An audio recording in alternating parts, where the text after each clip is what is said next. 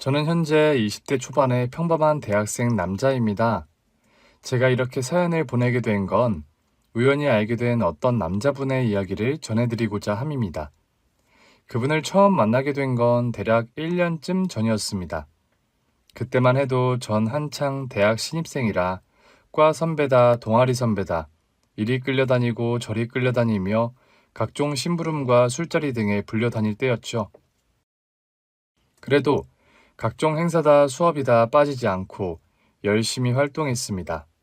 제가 원하는 학교였고 또 지금껏 제 뒷바라지를 해준 저의 엄마의 고생을 생각하면 마땅한 일이었죠. 그날 역시 과에서 진행된 프로젝트 하나가 끝나고 선배 동기들과 거나한 술자리를 끝낸 후 집에 돌아오는 중이었습니다. 정말 어떻게 지하철을 탔는지도 모를 정도로 취해 있었죠. 그런 와중 지하철역 계단을 힘겹게 올라왔는데 순간 머리가 핑 돌더라고요. 그러면서 구역질이 시작됐는데 절대 기대는 하면 안 된다는 마음 하나로 집까지 구역질을 참아가며 버텼습니다. 하지만 그게 말처럼 쉽지는 않더라고요. 가파른 경사길에 올라 다닥다닥 붙은 빌라촌으로 접어드는 순간 전 그대로 전봇대를 붙잡고 말았죠. 다행히 배수로가 있었기에 연신 구역질을 해대고 있는데 누군가 제 등을 쳐주는 느낌이 들었습니다.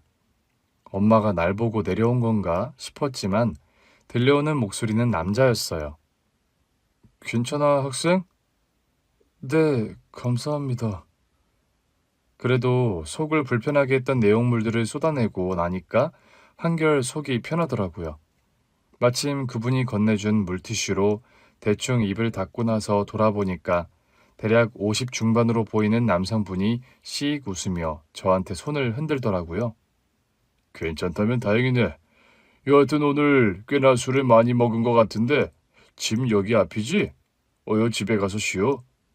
네, 정말 감사.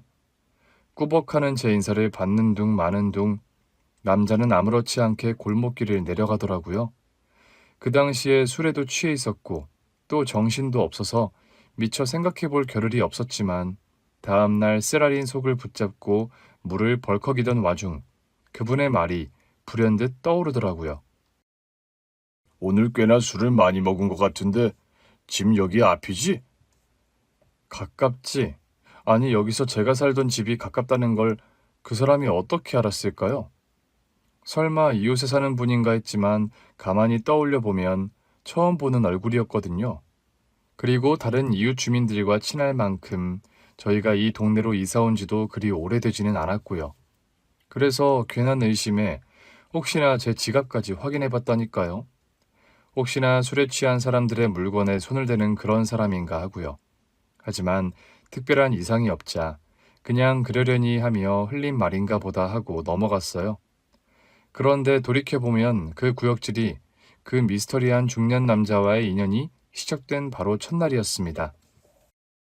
그리고 두어 달이 흐른 어느 날, 마침 그날은 시험이다, 팀 과제다, 정신없던 날 와중 오랜만에 맞은 휴강이기도 해서 오늘 하루는 엄마를 도와드려야겠다고 생각했어요. 엄마는 제발 하지 말라고 아무리 옷 가랑이를 잡고 늘어져도 한사코 폐지수거 일을 하셨거든요. 당신의 적성에 딱 맞으시다고요. 엄마가 저를 낳으실 그때는 엄마한텐 최악의 시절이었다고 해요. 갑작스런 임신으로 출판사 일을 자의반 타의반으로 그만두시게 되면서 당장 생계가 어려워지신 거죠. 그때 마침 출판사와 친분이 있었던 고물상 사장님의 제안으로 폐지수거를 시작하셨어요. 출판사 일 하시면서 나름 안면이 있었는데 엄마의 딱한 사정을 알고 제안을 하셨다고 해요. 그냥 출판사 루트 잘 아니까 너무 무리하지 않는 선에서 폐지 처리만 도와줘. 아이가 있어서 쉽지 않겠지만 아는 만큼 조금만 해주면 생활에는 도움이 될 거야. 너무도 감사한 제안에 엄마는 오늘이라도 당장 일을 나가겠다고 의욕을 보이셨죠. 그렇게 시작한 폐지 수거가 지금까지 이어지신 거고요. 물론 과거에는 홀로 폐지 수거를 하셨지만 지금은 청소업체에 들어가시면서 좀 더 영역이 확장되었다고 할까요? 폐지뿐 아니라 재활용 물건에서 소독, 방역까지 엄마가 담당한 영역도 넓어지면서 저 하나를 위해 갖가지 일에 헌신해 오셨어요. 그렇게 절 키워주셨고 그 덕에 지금은 하나뿐인 아들을 어엿한 대학생으로 키워내셨어요. 그래서 제 마음속엔 항상 엄마에 대한 감사함이 자리하고 있습니다. 그렇기에 학기 수업 역시 대충 할 수는 없었죠. 그래서인지 2학기는 장학금도 받았고 성적 관리도 꽤 훌륭하게 하는 편입니다. 부끄럽지만 제 자랑은 여기까지 하고 여하튼 휴강을 된 그날 엄마와 같이 전부터 잘 알고 지내던 출판사에 찾아간 날이었어요. 키로수도 꽤 많은 페이지를 수거하고 돌아오는데 누군가 저희 집 골목 앞을 서성이는 거예요. 나이도 조금 지긋한 분이셨는데 전 단번에 그분이 예전에 저의 등을 쳐준 그분임을 알 수 있었어요. 그 이유는 잘 모르겠어요. 그냥 그 순간에 느껴진 필이랄까요? 응? 아, 저 아저씨 그때 그분 같은데? 누구? 아니, 내가 저번에 술을 먹고 돌아오는데 내 등을 쳐주신 분이 계셨거든. 그런데 그 순간 저희를 인지하셨는지 그분이 서둘러 반대편 골목으로 빠르게 걸어가시더라고요. 저분을 그 당시 처음 본 상황이라면 뭐지? 하고 그냥 넘어갔을지 모르겠지만 전 순간적으로 느꼈어요. 뭔가 이상하다. 저 사람 이상하게 왜 우리 주위를 맴도는 것 같지? 하는 느낌 말이죠. 사실 너희 집 여기 앞이지? 할 때부터 이상한 의심이 들었던 판에 이번에 목격된 그분의 행동은 더욱 의심을 키울 만했어요. 경찰도 아닌 것 같고 아님 설마 우리 엄마한테 이상한 마음을 먹은 거 아니야? 하는 불안한 마음이 점점 더 커져갔어요. 그러다 제대로 일이 터졌죠. 그날은 제가 과외 알바를 마친 저녁이었어요. 한창 수능을 앞둔 입시생 수업을 연속으로 3시간을 하고는 지친 걸음으로 돌아오던 중이었죠. 그런데 저희 집에서 멀지 않은 곳에 동네 마트가 하나 있어요. 제가 귀가할 때 내리는 버스 정류장 바로 앞에 있었죠. 그날도 지친 몸을 이끌고 버스에서 내리는데 마침 저만치 마트에서 엄마가 한창 장을 보고선 주차장으로 걸어가고 계시더라고요. 저 역시 반가운 마음에 엄마를 향해 빠른 걸음으로 걸어가기 시작했어요. 엄마를 만난 것도 그렇지만 여기서 우리 집까지 또 경사진 길을 걸어 올라가야 하니 엄마의 오래된 경차가 반가울 수밖에 없었죠. 그래서 엄마를 크게 부르려는 중인데 주차장 구석, 어두컴컴한 곳에 남자 하나가 우뚝 서 있더라고요. 그러면서 엄마한테 점차 접근하려는 중이었죠. 안 그래도 그 당시 주차장이란 장소에서 꽤나 위험한 일들이 번번이 일어나던 시기이기도 했기에 전 당장에 야! 소리치며 그 남자를 향해 뛰어갔어요. 다행히 이미 차에 오르신 엄마는 그 상황을 전혀 못 보고 주차장을 빠져나가셨고요. 그런데 가로등에 미친 남자의 얼굴이 아니 그분인 거예요. 제 등을 쳐주셨던 그리고 저희 집 앞을 서성이던 그분 말이죠. 하지만 그게 중요하겠어요?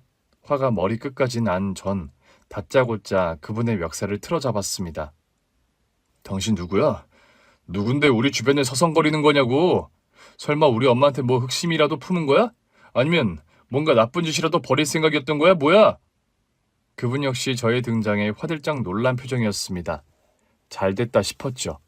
그 표정 자체가 저란 사람을 인지했다는 뜻 아니겠어요?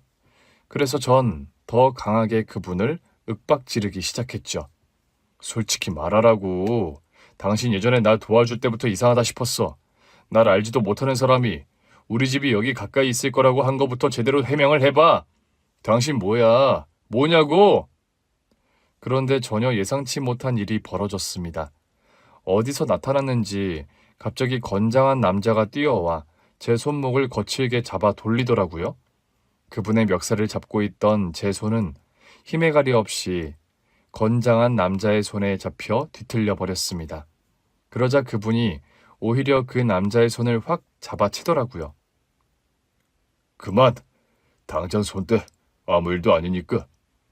그분의 말에 뭔가 큰 잘못이라도 한 듯 손을 뗀 건장한 남자가 그분에게 꾸벅 인사를 하더라고요. 그러면서 다시 주차장 다른 편으로 멀어졌습니다. 전 아픈 손목을 문지르면서도 지금의 상황을 도무지 이해할 수 없었죠.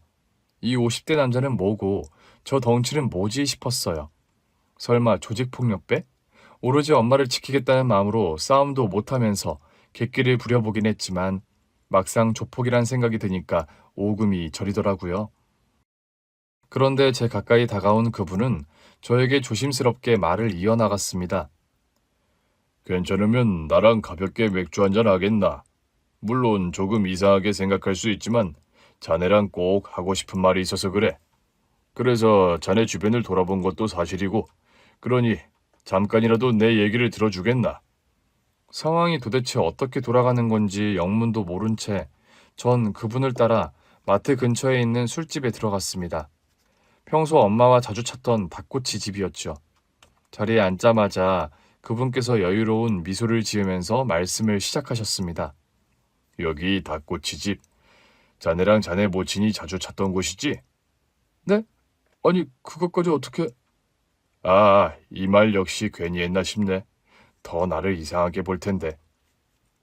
그러니까 아저씨가 누군지 말씀해 주시라고요. 왜 우리 주변에 서성이는지 그것도 포함해서 말이죠. 잠시 머뭇거리며 입술을 달짝이시던 그분께서 천천히 말을 시작하셨습니다. 그럼 좀 지겨울지 몰라도 내 얘기를 좀 들어주겠나? 그리고 그분은 지금까지 당신이 살아온 이야기를 그것도 잘 알지도 못하는 저에게 천천히 시작하셨습니다. 그게 지금부터 여러분께 전해드리고 싶은 그분의 사연입니다. 그분의 어린 시절은 호락호락하지 않았다고 해요. 아, 그분 성함이 한태용이라고 하시니까 지금부터는 그분을 편하게 태용이라고 호칭하겠습니다. 태용이는 경상도 산간 지역에서 태어났어요. 나름 어린 시절엔 꽤나 영특해서 하나를 배우면 열을 알 정도로 학습에 뛰어났죠. 그러다 보니 부모님께서도 조금은 욕심나실 만하지 않겠어요?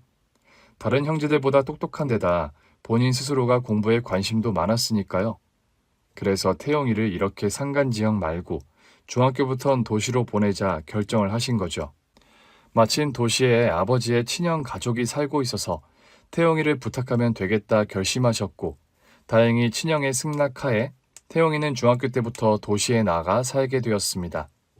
하지만 그게 어찌 보면 부모님의 가장 큰 실수였죠.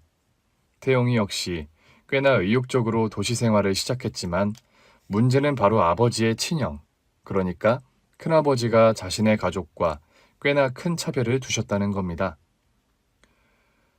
네 아빠는 이렇게 큰애를 맡겨놓고 언제까지 모른 척 할 거래냐? 아니, 애 하나 키우는 게 애들 장난이냐고. 그럼 돈이라도 제깍제깍 일정 맞춰서 보내던가 말이야. 능력이 안 되면 애를 보내지 말았어야지. 기껏 몇십 보내고는 생색은 말이야. 그렇게 태용의 아버지 험담은 기본에 전기세 난방비 아깝다며 태용이가 있던 골방엔 따뜻한 온기 하나 없었다고 해요. 또 식사는 그들이 먹다 남은 음식을 대충 비벼준 음식이 다였고 온 가족이 둘러앉아 즐거운 시간을 보낼 때도 태영이는 방에서 나오질 못했답니다. 거기에 학교에 필요한 준비물이나 준비해갈 숙제 등에도 일체의 도움은 없었죠.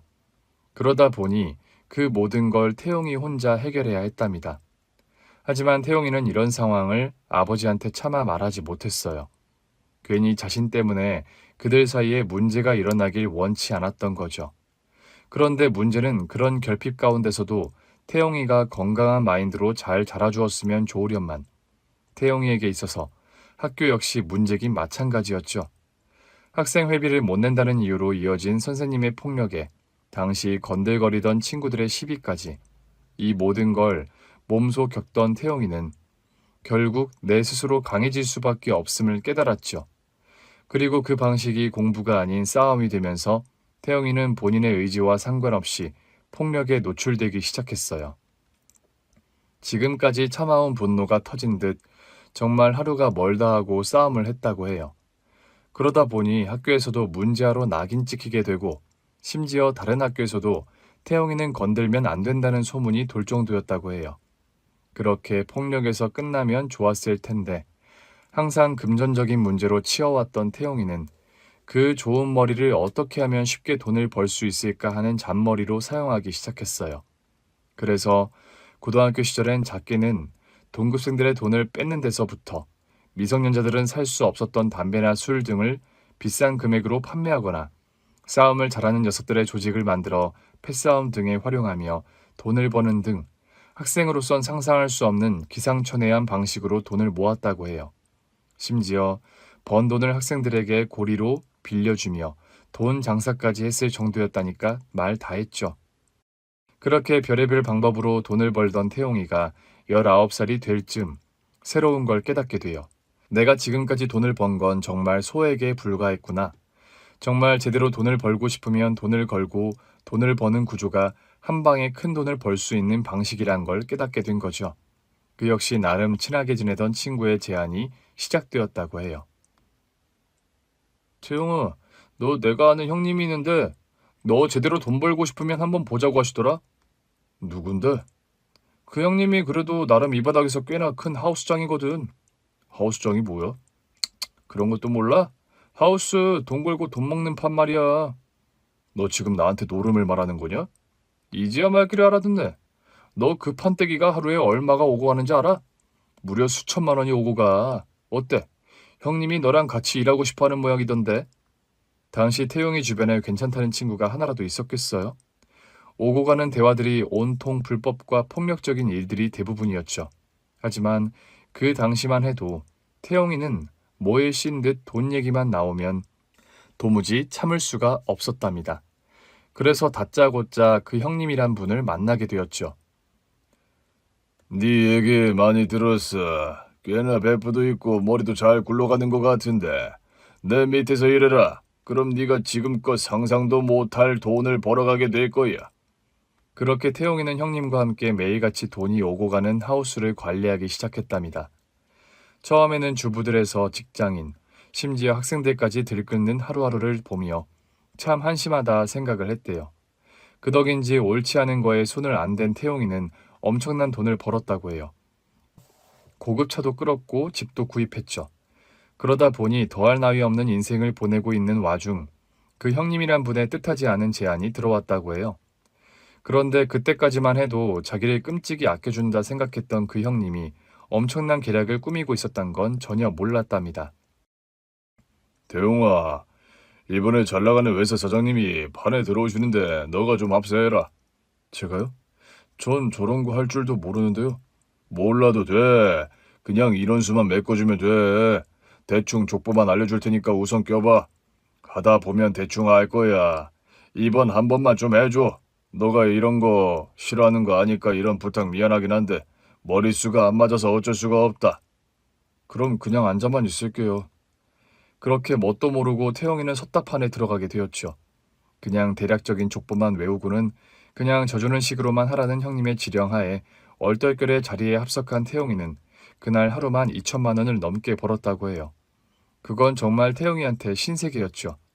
물론 하우스를 관리하면서 돈이 오고 가는 광경은 수도 없이 목격은 했다지만 그 돈이 실제적으로 자신의 수중에 들어오니 정말 세상이 달라 보였답니다. 처음엔 잘 모르겠음 패를 던지고 돈을 걸어도 소액만 걸었는데 이상하게 자신한테 좋은 패만 들어오더라는 거예요. 그래서 조금 더 과감하게 해볼까 하면서 점차 판돈이 커져가고 그러다 보니 태영이는 하룻밤 사이에 수천을 벌게 된 거죠. 심지어 그런 수입은 자신이 하우스 관리를 하면서도 단 한 번도 본 적이 없었답니다. 그런데 그런 기적 같은 일이 자신에게 일어나게 된 거죠. 그게 태용이가 도저히 끊을 수 없는 악의 구렁텅이에 빠지게 된 계기였다고 합니다. 그 첫날의 손쉬운 연승에 태용이는 섭답판에 정신없이 심취하게 되었죠. 그 이후로 매일같이 판에 들어가 연신 화투패를 째기 시작했습니다. 그런데 행운의 여신이 자신한테 온 건지 태용이는 한 달도 안 돼서 억 단위의 돈을 손쉽게 벌게 되었죠. 태용이 너가 이렇게 실력이 좋은 줄 몰랐는데 부럽다 야. 그런데 지금까지 왜 안 한다고 그랬어? 이제부터 하우스 관리 크게 신경 쓰지 말고 차라리 판에 들어가서 돈을 벌어. 그럼 나도 네 덕에 꽁찌로 돈 벌고 너는 너대로 돈도 벌고 일석이조 아니냐. 맡기만 주세요. 내가 싹쓸이 할 테니까요. 하지만 태용이의 그런 낙관적인 희망은 그리 길지 않았습니다. 어느 순간부터 정신없이 돈을 잃기 시작했죠. 그럴수록 태용이는 그동안 자신이 벌었던 돈을 모두 판에 밀어 넣었고 결국 며칠도 되지 않아 수억이나 되는 돈을 순식간에 잃어버렸다고 해요. 거기에 설상가상 그 모든 게 형님이라 따랐던 인간의 설계 속에서 이루어졌음 역시 알게 된 거죠. 처음 태용이를 도박판에 밀어넣기 위한 수단으로 활용한 회사 사장이란 사람 역시 형님의 계획하에 판에 심어진 사람이었고, 태용이가 매번 연승을 한 이유 역시 형님의 조작이 작용을 했던 거죠. 한마디로 그 형님이란 사람은 태용이를 이용할 만큼 이용하고 그만큼 돈을 벌게 해준 척, 그 돈을 짧은 시간에 자신의 수중으로 다시 싹쓸이 수거해버린 겁니다. 심지어 태용이한테 자금까지 빌려주면서 고리로 빚을 지게 만들어버렸죠. 이에 진실을 깨달은 태용이는 그 형님이란 사람에게 강하게 대적했지만 어쩌겠어요. 게임이 조작되었음을 증빙할 수도 없고 또 막상 그 형님한테 빚을 진 건 태용이었으니까요.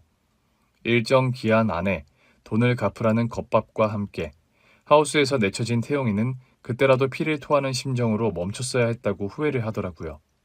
하지만 한번 돈 맛을 본 사람은 도무지 끊을 수가 없다고 해요. 당연하겠죠. 하루에 직장인 연봉을 벌 수 있는데 어떤 일을 정신 차리고 할 수 있겠어요?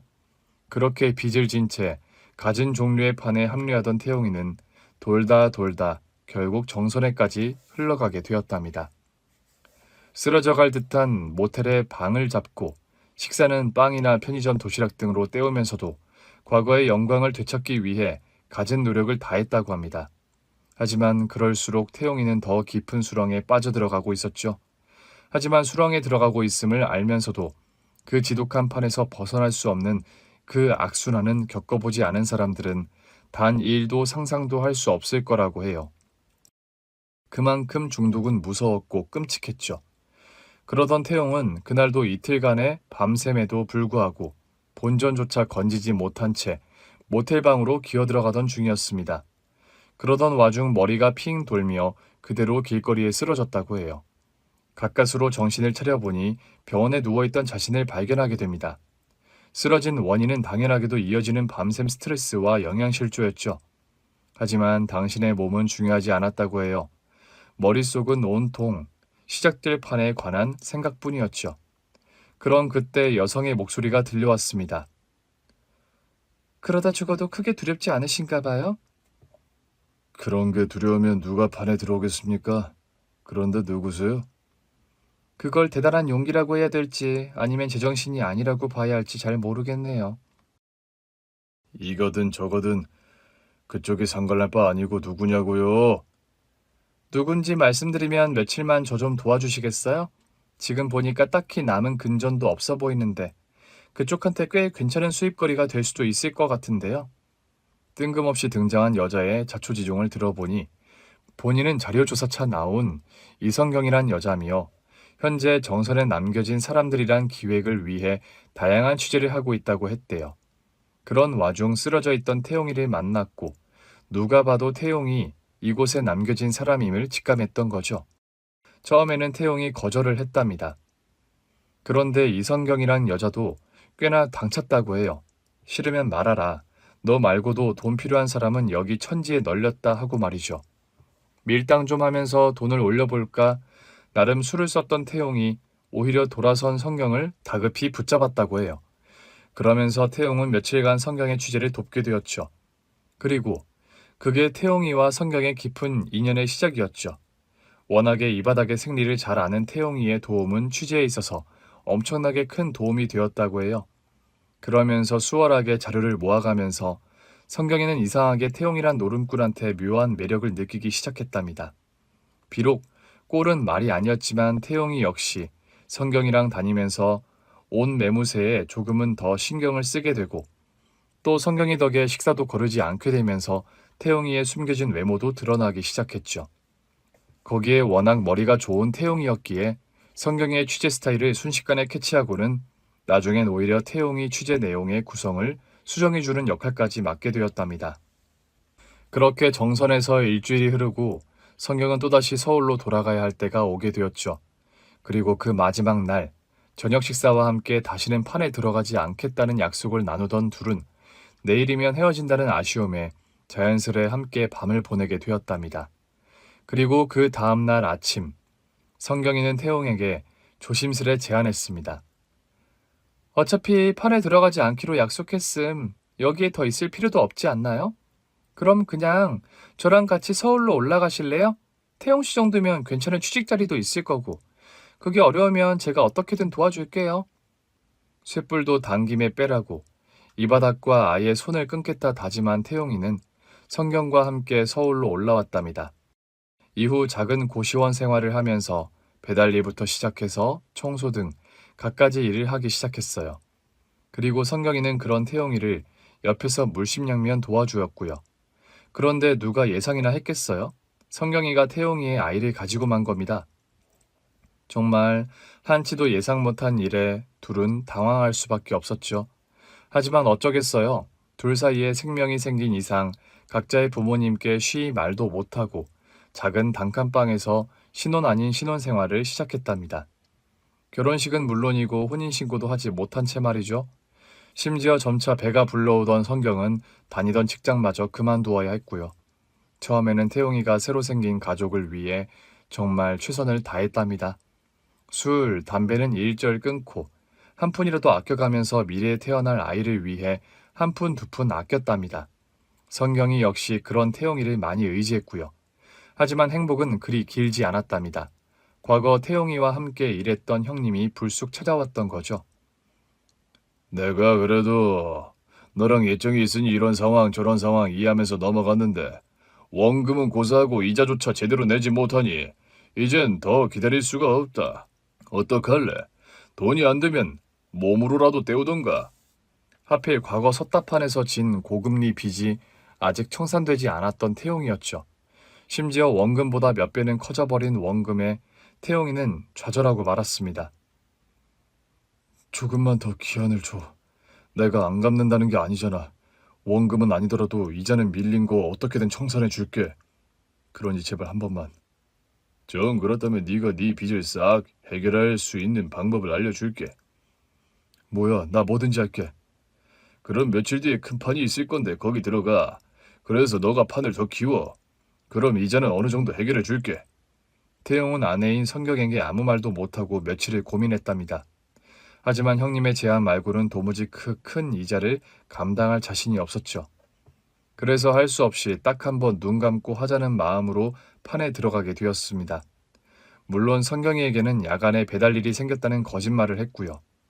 그렇게 결국 성경이와의 굳은 약속도 끝내 져버리고 다시금 판에 들어가게 된 태용은 또다시 과거의 돈맛에 심취하기 시작했답니다. 하루 딱 한 판이면 배달을 1년 해도 벌 수 없는 돈이었으니까요. 그만큼 중독은 무서웠습니다. 심지어 점차 만삭이 되어가는 성경이가 떡볶이를 먹고 싶다는 작은 부탁조차 들어줄 여유가 없었죠. 그만큼 성경이 역시 태용이에 대한 의심을 키워나가기 시작했습니다. 약속을 저버리는 건 물론이요. 매번 밤마다 무얼 하는지 며칠간 코빼기를 비추지 않은 날도 많았으니까요. 하지만 결국 태용이의 중독은 그들이 처음으로 힘들여 얻게 된 월세방마저 삽시간에 날릴 위기에 처하고 말았습니다. 당연지사 성경이도 태용이가 다시 노름판에 들어갔음을 알게 되었고요. 난 정말 당신을 믿었어. 우리 식식이 때문이라도 당신이 정신 차린 줄 알았다고. 하지만 아니었어. 친한 친구들 말이 맞았어. 한번 손을 대면 절대 끊을 수 없다며 아이는 혼자 키우더라도 그 남자와는 절대 살지 말라며 굳고 말렸던 그 친구들 말이 맞았다고. 정말 어쩔 수 없었어. 그러지 않으면 내가 진 빚을 갚을 길이 없었다고. 빚을 갚아? 그래서 당신 지금 빚을 조금이라도 갚았어? 오히려 늘었잖아. 거기에 우리 식식이 보금자리까지 당신이 팔아먹었어.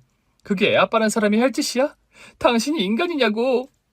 하지만 왜 그랬는지 그 당시엔 태영이도 미안한 마음이 들지 않았다고 합니다. 아니 오히려 지금 이 여자와 싸우는 시간에 한 판이라도 더 했다면 아니 몇백이라도 벌었을 거라는 생각부터 들었답니다. 정말 귀신에 홀린 듯 제정신이 아니었죠. 나도 뭐 나 때문에 그러는 줄 알아? 다 우리 가족 때문에 그런 거 아니야? 말도 안 되는 핑계 대지 마. 당신은 우리 가족을 버렸어. 알아?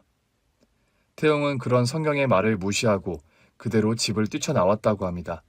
내가 가서 보여주겠다. 그래서 돈뭉치를 뿌려주겠다 하는 마음뿐이었다고 해요. 그리고 결국 태영이는 지독한 수렁으로 다시 기어들어가게 되었답니다. 하지만 성경이는 달랐어요. 어떻게든 우리 식식이를 위해서라도 이 남자를 떠나야겠다고 확고한 결심을 내렸답니다. 어차피 바뀔 수 없는 사람이란 확신이었죠. 이에 약국에 간다는 짧은 메모 하나만을 남기고 성경이는 집을 나왔습니다. 이후 친한 친구의 도움으로 성경이는 뱃속의 식식이와 작은 옥탑방에서 다시금 삶을 시작하게 되었죠. 그러면서도 매일같이 눈물을 흘렸다고 해요. 겉으로는 강한 여자였지만 식식이와 헤쳐나갈 앞으로의 미래가 마냥 어둡기만 했으니까요. 또 그만큼 믿었던 그리고 사랑을 느꼈던 한 남자에게 배신을 당한 기분 역시 성경이를 힘들게 만들었고요. 하지만 식식이란 태명을 지은 만큼 성경이는 다시 씩씩하게 인생을 살아야겠다 결심했습니다. 만약 씩씩이가 아니었다면 자신의 모든 삶마저 버릴 만큼 극도로 좌절한 상태였다고 해요. 하지만 씩씩이는 어떻게든 성경이에게 큰 버팀목이 되었죠. 비록 아이의 아빠는 없었지만 성경이는 정말 지극정성으로 아이를 키웠습니다.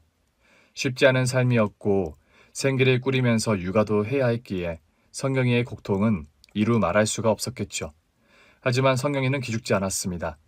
홀엄마 밑에서 자랐다는 소리를 듣게 하고 싶지 않았기에 다른 아이들보다 더 잘 입고 더 잘 웃는 아이로 키워나갔죠. 하지만 아이가 8살이 되고 학교에 들어가고 나서부턴 점차 자신이 다른 친구들과 다르다는 걸 느끼기 시작했습니다. 엄마, 그런데 난 왜 아빠가 없어? 음, 우리 성진이도 아빠가 있지 왜 없어.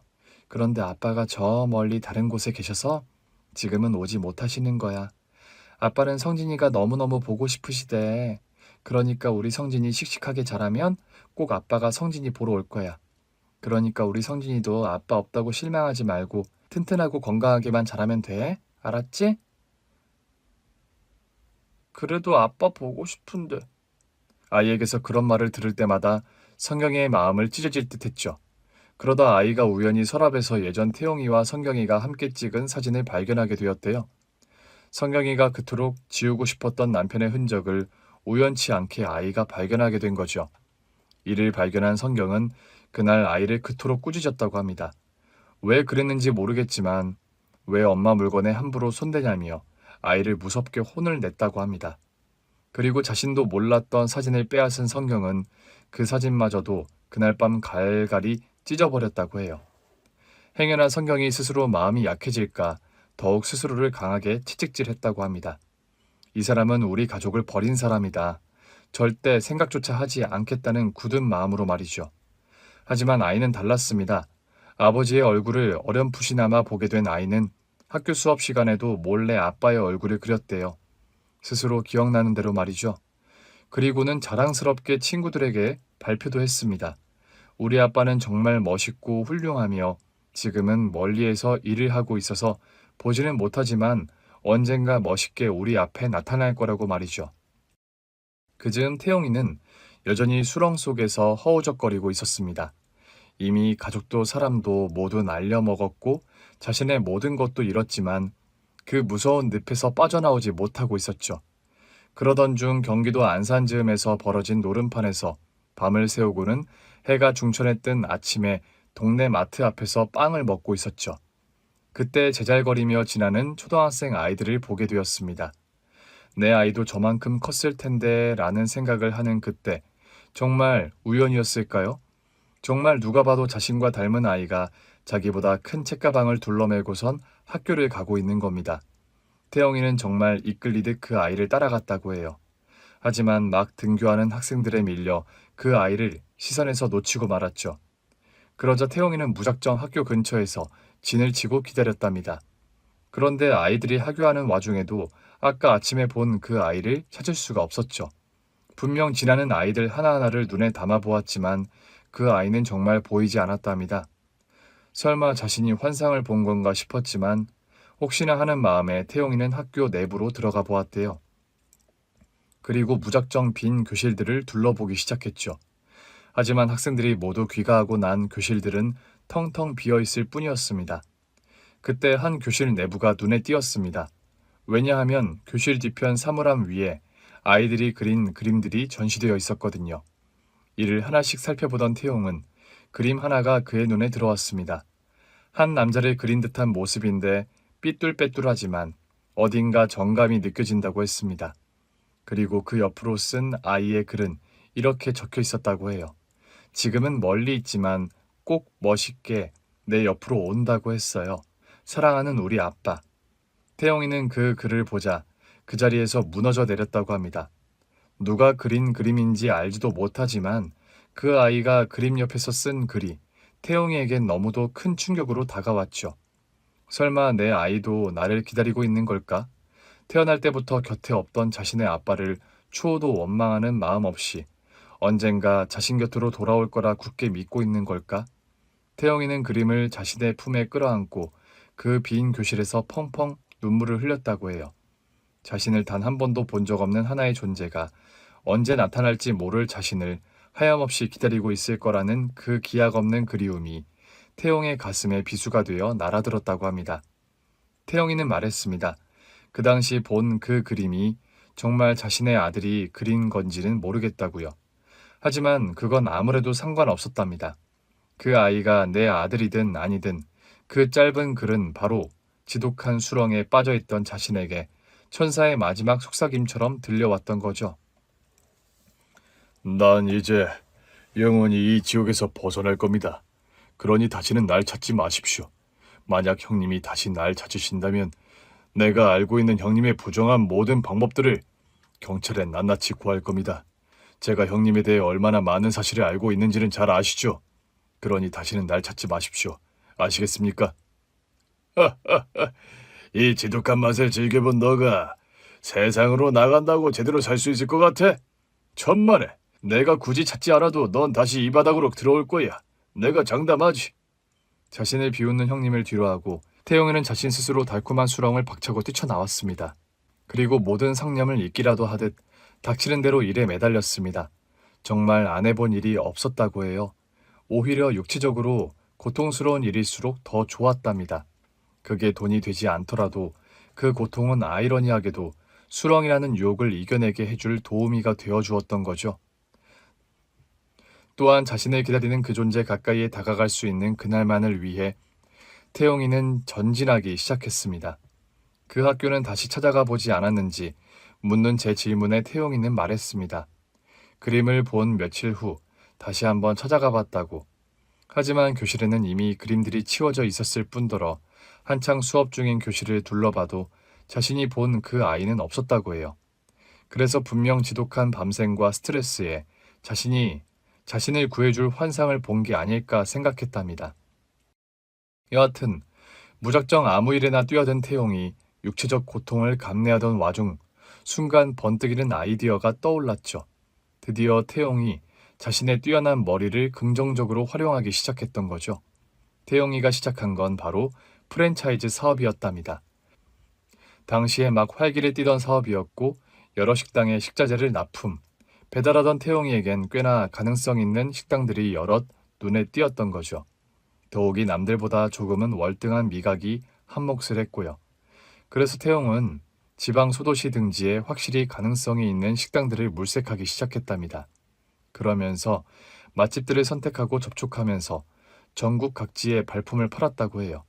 또한 프랜차이즈 사업화 방식을 연구하고 또 특별한 강의가 있다면 놓치지 않고 참석을 했답니다. 또 전국 각지 다양한 사장님들을 만나고 여러 차례 방문으로 안면을 트면서 자신의 노하우를 활용, 그들의 마음을 공략하기 시작했죠. 그러다 보니 어느새 태용이를 신뢰하는 가게들이 생겨났고 태용이 역시 정직하게 그들과 같이 요리를 연구하고 간편하게 만들 수 있는 기술들을 개발, 식품 공장까지 연계하는 노력을 통해 태용이의 사업을 신뢰한 여러 업주들이 늘어나기 시작했다고 해요.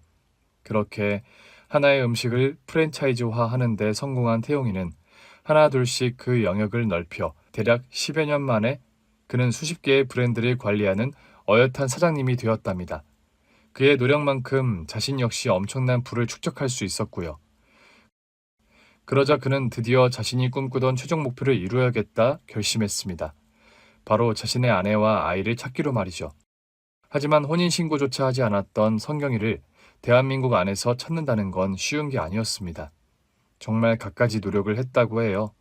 하지만 막상 성경을 찾을 수는 없었죠. 그런 와중 정말 믿을 수 없는 일이 일어난 겁니다. 바로 태용이의 아이, 그러니까 이젠 어엿한 성인이 된 아들이 누구인지 드디어 알아내게 된 거죠. 이를 물심양면 도와준 건 회사 직원분들이었다고 해요. 워낙에 사장님이 애타게 가족을 찾고 있음을 알게 된 직원들이 자기 일인 양 발벗고 나서준 덕에 얻게 된 쾌거였던 거죠. 특히 젊은 직원들이 활용하는 SNS가 큰 도움이 되었다고 합니다. 그렇게 찾게 된 자신의 아들, 이제야 알게 된 아들의 이름은 한성진, 그리고 아들 성진이는 국내 최고의 대학인 서울대에 신입생으로 다니고 있었던 거예요. 우선 이에 대한 정보를 얻게 된 태용은 무작정 서울대를 찾아갔습니다. 예전 그 초등학교 앞에서 오매불망 기다리던 그 심정 그대로 말이죠.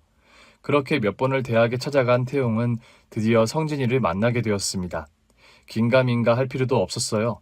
성진이를 보자마자 태용은 과거 자기보다 큰 책가방을 메고 가던 그 아이를 보는 듯한 착각을 느꼈다고 해요. 하지만 태용이는 무작정 성진이 앞에 나서지 않았답니다. 괜히 나타났다가 행여나 왜 나타났냐며 자신을 밀어내기라도 하는 그런 불편한 상황이 생기는 것도 태용은 원치 않았죠. 그래서 태용이 선택한 건 바로 미행이었다고 해요. 그래서 무작정 하교하는 성진이를 따라갔고 드디어 태용이는 그 20여 년 만에 정선에서 만났던 자신의 아내 이성경을 먼발치에서 보게 됩니다. 그때 태용은 마냥 골목에 주저앉아 하염없이 울었다고 해요. 하지만 막상 성경이 앞에도 그리고 아들 성진이 앞에도 자신 있게 나타날 용기가 태용이에겐 없었답니다. 그냥 먼 발치에서 바라보는 게 다였던 거죠. 그러던 어느 날 밤, 바로 그날 태용이는 지하철역을 비틀거리며 올라오는 성진이를 다시 만나게 됩니다. 저 녀석이 제대로 집에는 가려나 조심스레 성진이를 뒤따라갔죠. 그런데 거의 집에 도착할 즈음 성진이는 자신의 속에 있던 내용물을 쏟아내게 된 거예요. 그리고 태용이는 서둘러 뛰어가 성진이의 등을 두드려주게 되었고요. 그리고 태용이는 말했죠. 여튼 오늘 꽤나 술을 많이 먹은 것 같은데 집 여기 앞이지? 이 사연을 듣고 계신 여러분들께서도 어림짐작하셨겠지만 네, 맞습니다. 바로 태용이는 제 아버지 한태용입니다. 그리고 제가 아버지를 못 알아보고 멱살을 잡은 그날 절 막았던 덩치도 바로 아버지의 비서분이셨던 거죠. 닭꼬치집에서 회 안에 잠긴 듯 나지막이 읊어내시던 아버지의 생을 전 가만히 듣고만 있었습니다. 어떤 말을 해야 할지, 어떤 말을 들어야 할지도 모른 채 멍하니 있었던 것 같아요. 그리고 아버지는 저한테 당부하셨죠. 내가 사실 너의 엄마 앞에 나설 자격이 없어. 그럴 용기도 없고 그냥 내 마지막 꿈이었어. 너랑 너희 엄마를 어떻게든 꼭 보고 싶다는 일념 말이야. 그래서 그런데 너의 엄마한텐 날 만난 얘기를 함구해 줄 수 있겠니? 전 그냥 가만히 고개를 끄덕였습니다. 어찌 보면 아버지의 선택도 틀리진 않다고 생각했죠. 20여 년이란 세월 동안 홀로 절 키워오신 엄마의 고통에 아버지의 등장은 순기능을 하게 될지 아니면 그 반대일지 저조차 짐작할 수 없었으니까요. 그래서 저 역시 당분간은 엄마한테 비밀로 하겠다고 아버지와 약속했습니다. 그리고 그 이후로도 아버지와 여러 차례의 만남을 가졌습니다. 저 역시 제 입에서 쉽게 아버지란 호칭이 나오진 않았지만 그래도 아버지는 어떻게든 어색하지 않게 상황을 만들어 가셨습니다. 젊은 감각도 가지고 계셔서 요즘 대학생들의 고민이나 걱정거리 혹은 좋아하는 것들이 무엇인지도 너무 잘 알고 계셨죠. 나중에 알고 보니 절 만나기 전에 아버지 회사의 젊은 직원들한테 MZ세대에 관한 특훈도 받았다고 해요. 그리고 약 6개월 전 아버지를 마지막으로 만났습니다. 처음엔 몰랐어요. 전혀 내색도 하지 않으셨고요. 하지만 저 역시 생각지도 않은 아버지의 회사의 법무팀 소속 변호사님의 전화를 통해 처음 알게 된 사실이었죠. 바로 아버지가 병원에서도 더 이상 손 쓸 수 없는 말기 암에 걸리셨다는 걸요. 이건 도대체 무슨 소리인지 처음엔 무작정 화부터 냈습니다. 왜 말씀을 안 하신 겁니까? 이런 사실을 알려주시려 절 찾으신 거예요? 나도 전혀 예상치 못한 일이야. 그래도 어쩌겠냐. 운명이 그렇다면 받아들이는 수밖에. 이게 뭐예요? 아버지라고 찾아오셔서는 채 몇 개월도 안 됐어요. 그런데 갑자기 끝을 맺자 이거예요? 그것도 당신의 죽음으로요? 그때 아버지가 작은 편지를 제 손에 건네주셨습니다. 이건 내가 죽고 나면 꼭 너희 엄마한테 전해줘. 부탁한다. 그리고 내가 죽는다 해도 모든 사후 처리는 상조업체와 우리 직원들이 알아서 다 맡아 할 거니까 넌 아무런 신경 안 써도 돼. 지금 당장 장래 문제 때문에 제가 이러는 게 아니잖아요. 아니 어떻게... 순간 울컥 눈물이 흘렀습니다. 왜 눈물이 났는지는 모르겠어요. 그냥 이게 피 끌림이었을까요? 이 세상에 태어나 만난 횟수로 채 10번도 되지 않은 이 사람의 죽음이 이상하게 너무도 아려왔습니다. 하지만 갑작스럽게 등장한 이 한태용이란 사람은 끝내 자신이 치료받고 있던 병원조차 알려주지 않았습니다. 그리고 그가 죽은 날 그의 변호사로부터 이 소식을 전해 듣게 되었죠. 그와 함께 변호사는 제게 뜻하지 않은 말을 남겼습니다. 돌아가신 부친 한태용 씨께서 자신의 전 재산을 아내 이성경 씨와 아들 한성진 씨에게 전액 상속한다고 유언을 남기셨습니다. 그러니 절차에 따라 이를 곧 이행하겠습니다. 그 금액은 정말 100억이 훌쩍 넘어갈 상상도 못할 금액이었죠. 전 더 이상 엄마한테 비밀로 할 수 없었습니다. 이에 아버지가 돌아가신 그날, 전 엄마에게 이 모든 사실을 전했습니다. 그러자 제 생각과는 달리 엄마는 아무런 말씀도 없으셨죠. 그리고 마지막 아버지의 발인이 있던 날, 엄마는 제 손을 잡고 아버지의 장례식장을 찾아갔습니다. 엄마의 등장에 회사 전 직원부터 모든 조문객들의 시선이 저희 엄마에게 쏠렸죠. 엄마는 아버지의 영정사진을 가만히 바라보며 서 계셨습니다. 엄마는 어떤 생각을 하셨을까요? 이 남자와 채 1년도 되지 않았던 인연, 그 1년이 만든 20여 년의 세월, 그 시간 동안 부재했던 저 남자를 보며 어떤 생각이 드셨을까요? 제가 감히 그 마음을 어찌 읽겠습니까? 하지만 아버지가 엄마에게 남긴 편지 내용을 통해 아주 조금이나마 서로의 마음을 유추해 볼 수는 있을 것 같았죠. 아버지 편지 속 내용은 간단했습니다. 수많은 시간 동안 고민했을 문장. 아버지는 엄마에게 이렇게 말했어요. 미안합니다. 진심으로 미안합니다. 그리고 그 끝엔 더 이상 글을 읽지 못한 듯 작은 점이 찍혀 있었어요. 아마 무언가를 더 쓰고 싶었지만 차마 쓰지 못했던 듯 싶었습니다.